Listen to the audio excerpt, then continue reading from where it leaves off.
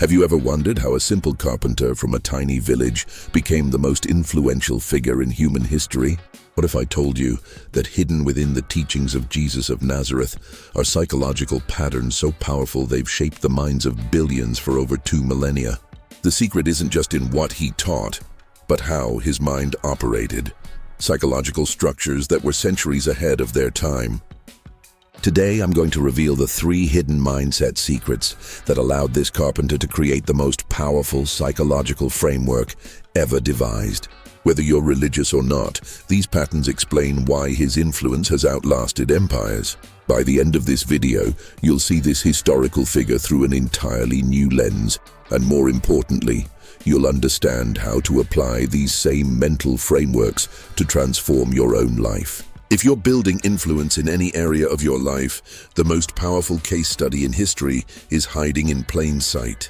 The mental frameworks this carpenter developed 2,000 years ago are the same weapons used by every transformational leader since. When we think about Jesus of Nazareth, most people focus on the religious aspects of his story. But what's truly fascinating and what most people completely miss is the revolutionary psychological framework he operated from.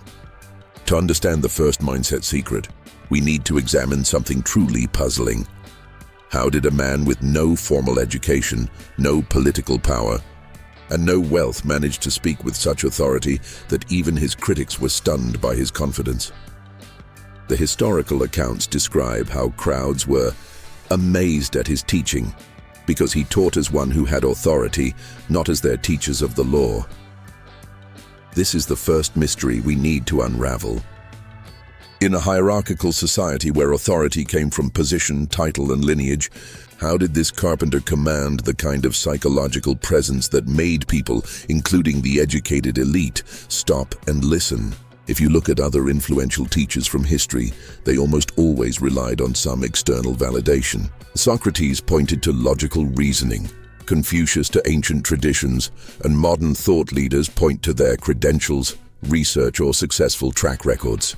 But Jesus did something completely different, and psychologically far more powerful.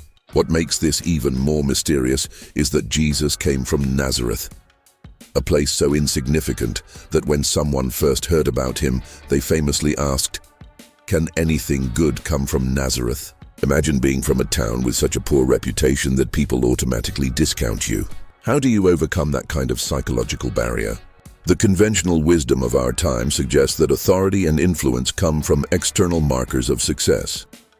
Degrees from prestigious universities, endorsements from other influential people, or proven track records of achievement. We're taught to build our credibility through social proof, through the approval of the right people and institutions. Yet here was someone who broke all those rules. He didn't quote the respected authorities of his day to bolster his arguments. He didn't point to his credentials. He didn't even attempt to win approval from the social and religious elite. In fact, he often directly challenged them. This is what makes the psychological structure of his approach so fascinating.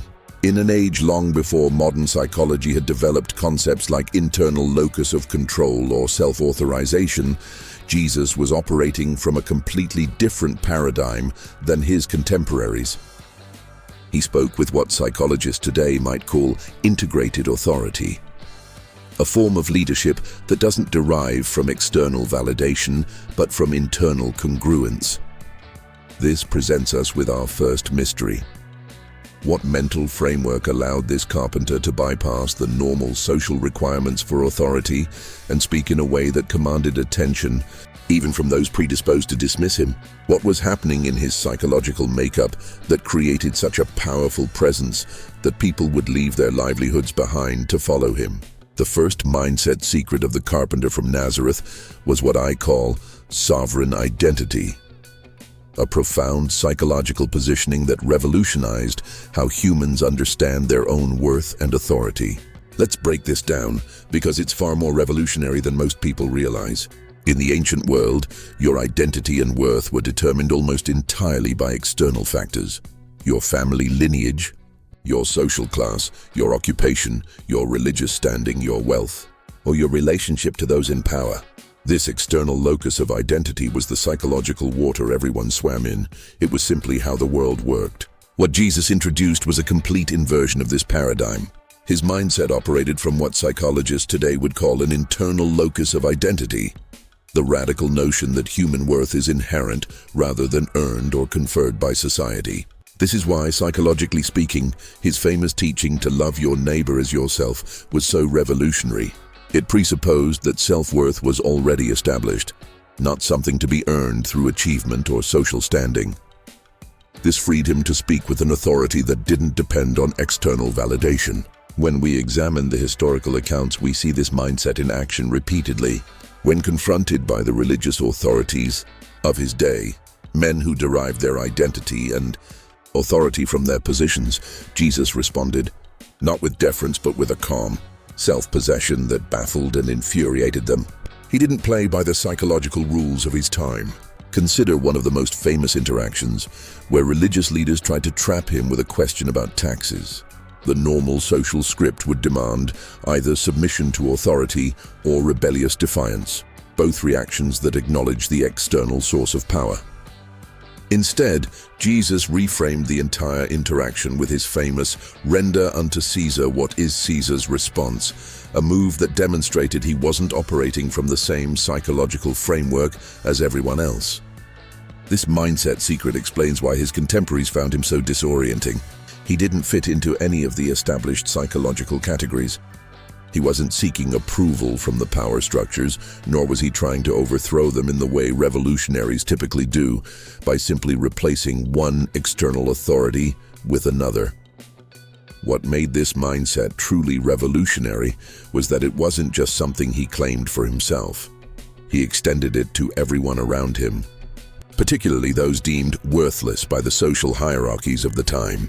When he engaged with the socially marginalized, women, tax collectors, those with diseases, foreigners, he treated them with the same dignity he afforded to everyone else, implicitly recognizing their inherent worth regardless of their social standing. This is why his interactions with society's outcasts were so psychologically transformative for them. He wasn't just being kind. He was operating from a completely different paradigm of human worth that validated their intrinsic value in a world that defined them entirely by their social position. The psychological power of this mindset secret cannot be overstated. By modeling and teaching a form of identity that wasn't dependent on external validation, he created a completely new psychological possibility for human beings. This is why his influence has outlasted empires. He didn't just challenge the power structures of his day. He introduced a completely new way of understanding human worth that transcended those structures entirely. When we understand this first mindset secret, we can see why his message spread so rapidly, particularly among those who had no standing in the existing social hierarchies. He wasn't just offering them religious salvation in some abstract future. He was offering them psychological liberation in the present, a way of understanding their own worth that didn't depend on a system designed to keep them at the bottom. So what does this sovereign identity mindset actually mean in practice? It means operating from the unshakable conviction that your worth as a human being is inherent, not earned, not conferred by others, not dependent on your achievements or social position. Think of it like this. Most people approach life like actors auditioning for roles, constantly seeking approval and validation from the directors around them, bosses, peers, society, even family members. Their sense of worth rises and falls based on whether they get the part or receive applause for their performance. The carpenter from Nazareth introduced a completely different approach. Instead of auditioning, he walked onto the stage of life as if he already owned the theater. Not in an arrogant way, but with the quiet confidence of someone who knows exactly who they are and doesn't need external validation to confirm it. This is why he could speak with such authority. He wasn't borrowing authority from somewhere else or trying to prove himself worthy of attention.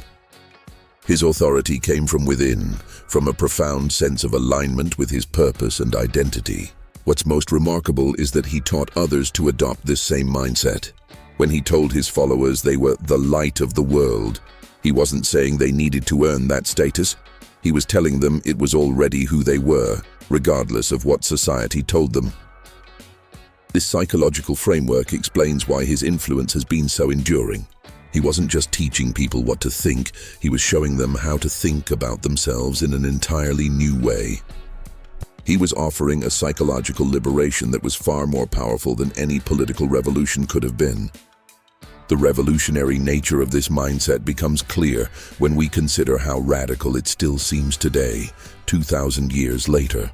Even now, most of us struggle with tying our worth to external validation, our job titles, our income, our social media metrics, or the approval of others.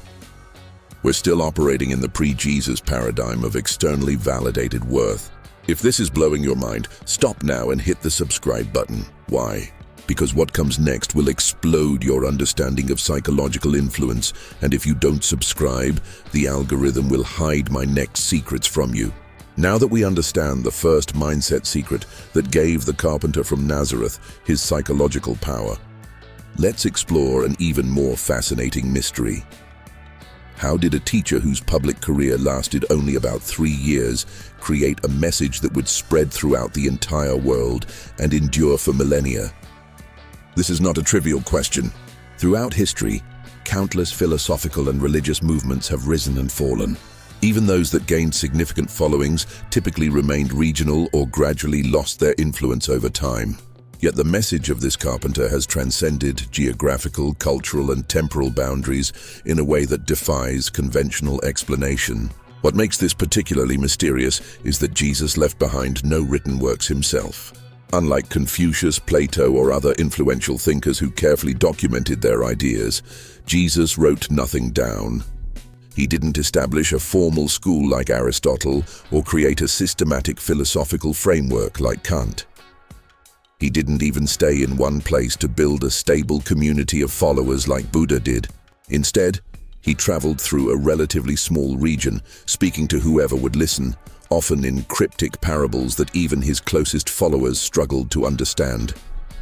His teachings weren't organized into a clear system during his lifetime. By all conventional metrics of information transmission and retention, his message should have faded or become hopelessly distorted within a generation. Yet something in his approach created a psychological impact so powerful that people not only remembered his teachings, but were willing to devote their lives to spreading them, even at the cost of persecution and death. What psychological framework was he operating from that created such a powerful, transferable impact? The conventional wisdom about creating lasting influence suggests you need to simplify your message, repeat it consistently, document it thoroughly, and build institutions to preserve and promote it. Yet Jesus often made his teachings intentionally challenging. He frequently said things like, "Whoever has ears to hear, let them hear," acknowledging that his message wasn't immediately accessible to everyone. Furthermore, when we examine the historical records, we see that Jesus often spoke differently to different audiences. With the educated religious leaders, he engaged in sophisticated theological debates. With ordinary people, he used agricultural and domestic metaphors. With his close followers, he went deeper into the implications of his teachings. This adaptability seems counterintuitive if your goal is to create a consistent message that will endure unchanged. This presents us with our second mystery. What psychological framework allowed this carpenter to create a message so powerful and resilient that it could spread globally and endure for millennia? Despite violating nearly every principle of effective information transmission and retention, what was he doing, psychologically speaking, that created such a deep impact on the human mind?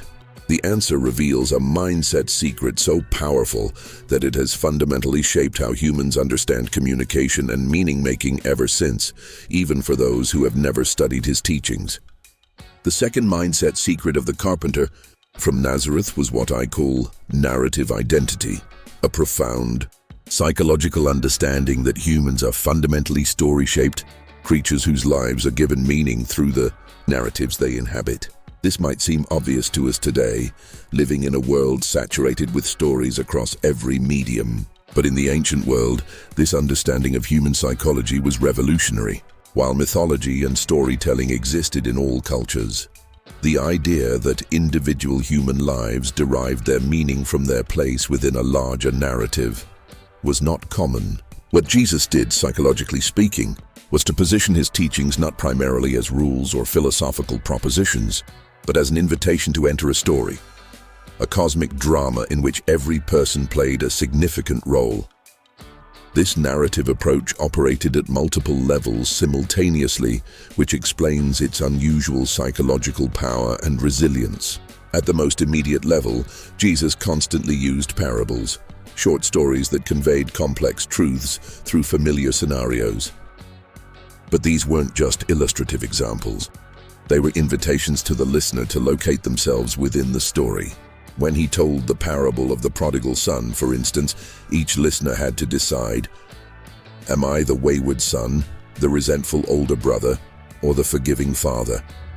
This active participation in meaning-making created a much deeper psychological impact than didactic teaching ever could. But Jesus was operating at an even more sophisticated psychological level. He positioned his entire message within a grand narrative that reinterpreted the existing stories his audience already knew, the Jewish historical and religious traditions, while expanding them to include all of humanity. He took the existing narrative framework of his culture and simultaneously fulfilled and transcended it, creating a story big enough to accommodate the entire human experience. This narrative approach explains why his message has been able to cross cultural boundaries so effectively. While specific rules or philosophical propositions often lose their meaning when transplanted into different cultural contexts, stories have a universal psychological appeal. They can be reinterpreted and reapplied across different times and places while retaining their essential power. What makes this mindset truly remarkable is that Jesus wasn't just telling stories. He was embodying the story he was telling. His actions consistently aligned with his narrative, creating what psychologists today would call narrative coherence. When he spoke about self-sacrificial love, he demonstrated it in his interactions. When he talked about valuing the marginalized, he ate with social outcasts. This coherence between story and behavior created a powerful psychological authenticity that made his message unusually compelling. Furthermore, Jesus understood something profound about human psychology, that people don't primarily change through information, but through imagination. By reshaping the stories people lived by, he was able to transform their behavior more effectively than any set of rules or philosophical arguments could have done. This narrative approach also explains the unusual resilience of his message over time. Because he embedded his core teachings in stories rather than rigid formulations, they could be translated and recontextualized across different cultures and eras while retaining their essential meaning. The parable of the Good Samaritan, for instance, remains psychologically powerful even for people who have no knowledge of the historical tensions between Jews and Samaritans that formed its original context. In essence, what Jesus created was a psychological framework that tapped into the narrative structure of human consciousness itself. He wasn't just offering new information, he was providing a new story to live by, one that addressed the deepest human needs for meaning, identity, and purpose. This narrative mindset explains why his influence has been so enduring. He didn't just leave behind teachings to be memorized, he created a living story that each new generation could enter and make their own. A psychological framework flexible enough to adapt to different cultural contexts while retaining its core transformative power. So what does this narrative identity mindset mean in practice? It means understanding that humans don't primarily make sense of their lives through facts or rules, but through stories, and then intentionally shaping those stories to create meaning and transformation. Think of it like this. Most teachers are like architects who hand you detailed blueprints, precise instructions that you need to study carefully and follow exactly. Their focus is on transferring information and ensuring compliance with specific guidelines. The carpenter from Nazareth took a completely different approach. He was more like a master filmmaker who invites you onto the set of an unfinished movie. He shows you enough of the story to capture your imagination, then hands you both a script and a camera, inviting you to find your place in the narrative and continue filming your part. The story provides a framework, but you become an active participant in creating meaning, not just a passive recipient of information. This explains why his message has remained psychologically powerful across such diverse cultures and time periods. Rules that make perfect sense in one cultural context often seem arbitrary or meaningless in another. Philosophical propositions that feel profound in one era can seem naive or irrelevant in the next. But stories tap into something more fundamental about human psychology, our need to make meaning through narrative. What's most remarkable about this mindset is how it transforms the relationship between teacher and student. Instead of positioning himself as an authority figure handing down rules from above, Jesus invited people into a story in which they had agency and significance. His approach wasn't, "Follow these rules because I said so," but rather, "Here's the story you're already part of, now live into it." This narrative approach explains why his followers were so transformed by his teachings. They weren't just adopting new beliefs or following new rules. They were entering a new story that gave their lives meaning and purpose. They became characters in a drama that was bigger than themselves, yet in which they played vital roles. Even today, the most influential leaders and teachers are those who understand this narrative mindset, those who don't just provide information but offer compelling stories that help people make sense of their lives and find their place in something larger than themselves. If you're watching this far, you are different from most people. Prove it. Leave your like now and subscribe, because people like you deserve to know all the secrets I'll reveal in upcoming videos.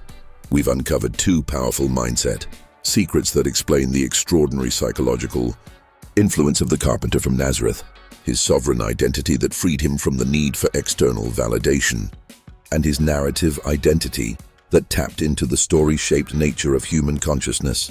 But now we come to the most fascinating mystery of all, one that gets to the heart of why his influence has been not just enduring, but transformative on a global scale. Here's the puzzle. Throughout history, most influential teachers have followed one of two paths. Some have created idealistic visions so lofty and perfect that they inspire awe, but remain practically unattainable. Think of Plato's Republic or various utopian philosophies. Others have focused on practical rules and guidelines that people can actually follow, but which rarely inspire profound transformation. Think of basic ethical codes or self-help systems. What makes Jesus so psychologically fascinating is that he somehow managed to do both simultaneously. He presented a vision of human life and society so radically ideal that it has challenged and inspired people for 2 millennia. Loving enemies, forgiving infinitely, prioritizing the last and least. Yet at the same time, his approach has proven remarkably practical, creating genuine transformation in countless lives across every imaginable cultural context. This presents us with a profound psychological paradox. How did this carpenter manage to bridge the gap between the ideal and the real in a way that has proven so uniquely powerful? What mental framework was he operating from that allowed him to create a vision that is simultaneously so challenging and so implementable? The conventional wisdom about creating change suggests you have to choose. Either inspire people with grand visions they can never quite reach, or give them modest goals they can actually achieve. Either focus on radical transformation or incremental improvement. Either be an idealistic revolutionary or a practical reformer. Yet Jesus somehow transcended this dichotomy. His teachings are simultaneously among the most idealistic ever proposed, "Be perfect as your heavenly Father is perfect," and among the most practically transformative, changing lives in tangible ways across every conceivable cultural context. What makes this even more mysterious is that Jesus didn't create an elaborate system or methodology for implementing his teachings. Unlike Confucius or Aristotle, he didn't lay out a detailed program of moral development. Unlike modern self-help gurus, he didn't provide step-by-step techniques or exercises. He simply presented his vision and invited people to live into it.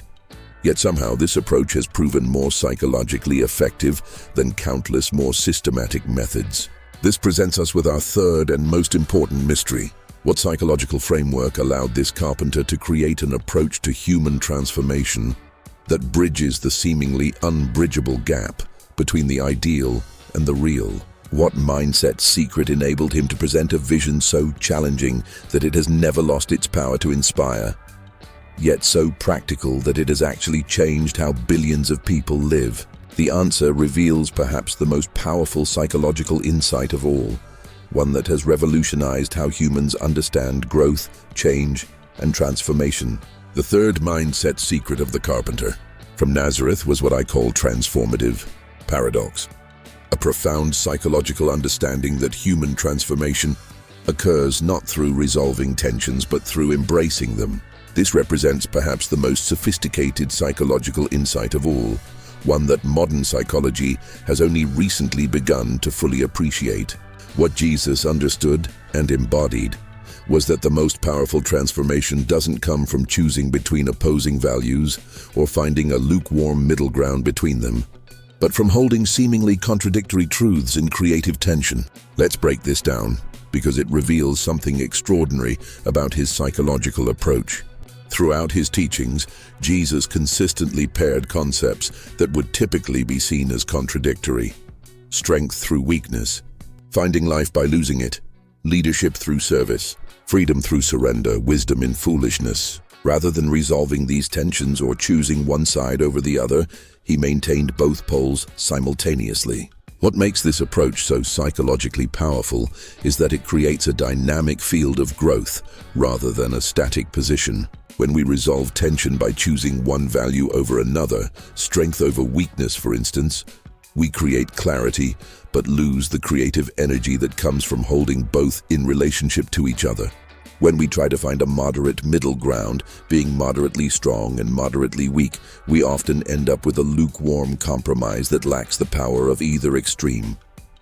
Jesus took a completely different approach. He didn't say, be strong or be weak, nor did he suggest be moderately strong.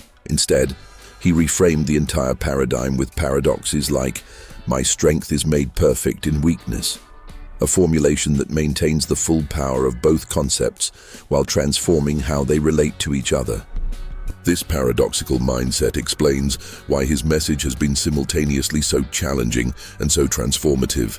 It doesn't allow for complacent resolution or easy answers. It keeps people in a state of creative tension that continually generates growth and new understanding.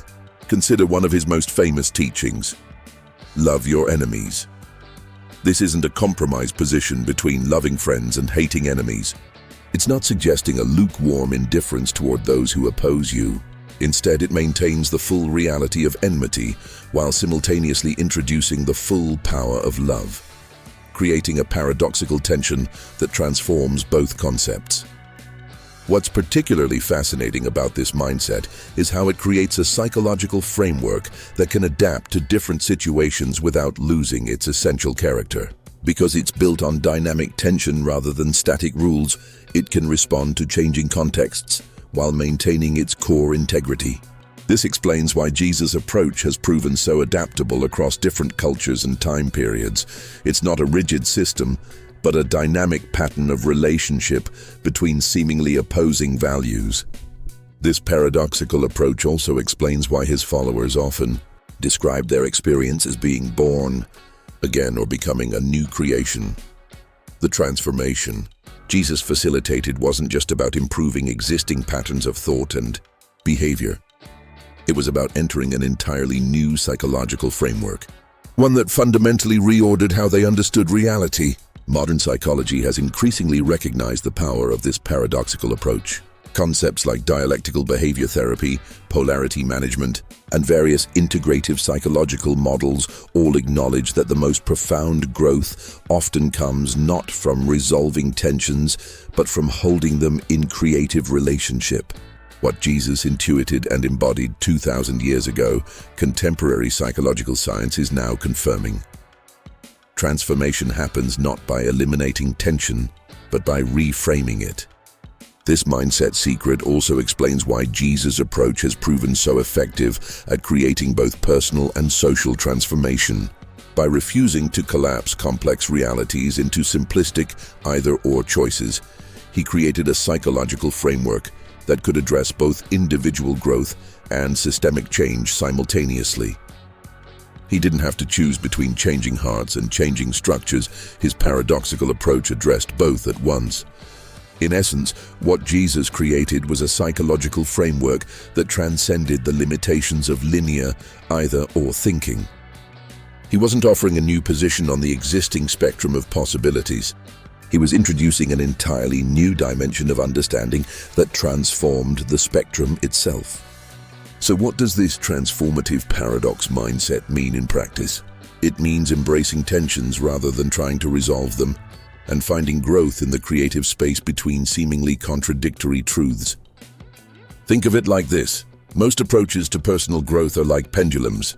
They identify a problem, you're too passive perhaps, and swing to the opposite position, become more assertive. Then, when the new position creates its own problems, they swing back again.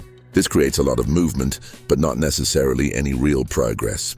Some more sophisticated approaches try to find balance, a middle point where the pendulum can rest.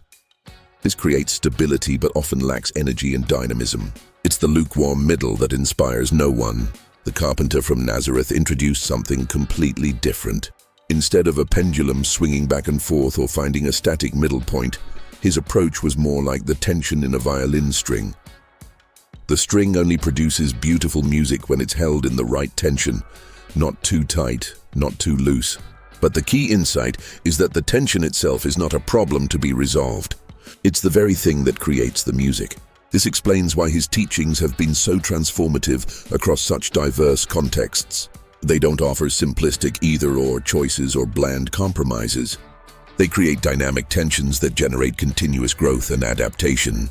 Consider his paradoxical teaching that whoever wants to be first must be last, and whoever wants to be a leader must be a servant. This isn't choosing service over leadership, nor is it finding some moderate middle ground between the two. It's reframing both concepts in relation to each other, creating a new understanding that transforms both what it means to lead and what it means to serve. What's most remarkable about this mindset is how it creates freedom within structure. By embracing paradox rather than resolving it, Jesus created a psychological approach that provides clear guidance without becoming rigid or formulaic. It offers direction without dictating every step of the journey. This paradoxical framework explains why his followers throughout history have often found his teachings simultaneously the most challenging and the most liberating they've ever encountered. The paradoxes create a constant creative tension that never allows for complacent arrival at a final answer, yet always provides enough clarity to take the next step forward. When we step back and look at these three mindset secrets together, sovereign identity, narrative identity, and transformative paradox, we can see why the carpenter from Nazareth has had such an extraordinary psychological impact across time and culture. He wasn't just offering new information. He was introducing an entirely new framework for human consciousness.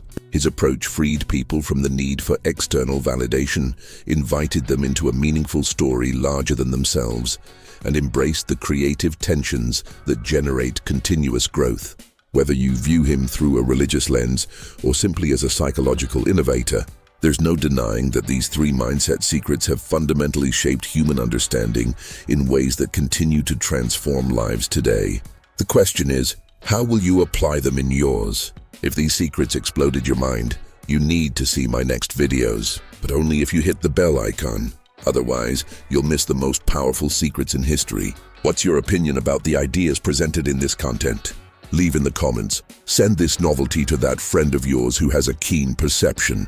This analysis is speculative and based on public information, not clinical diagnosis.